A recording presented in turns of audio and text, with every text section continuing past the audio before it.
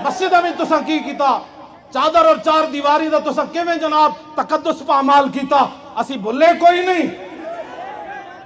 मेरे रब दे कार को डरो, असी संगत की खातिर चुप कर गए हाँ, पर तू समझा मैं ही मैं वा। इस वास्ते बिल्कुल कोई किसी की बात नहीं है, हमने वही दीन बयान करना है जो रसूलुल्लाह हमें दे कर गए। मस्जिद वजीर खान के जितने भी मुतालिक जिन लोग उस साजिश में शरीक हैं, जिन्होंने पैसे लिए, इजाजतें दी, इधर फूल फेंकने पर दहशतगर्दी के पर्चे,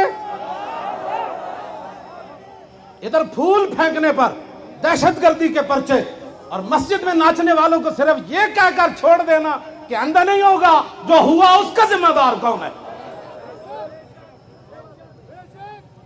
और इंशाअल्लाह मस्जिद वजीर खान में मैं अंदर जुमा पढ़ूंगा।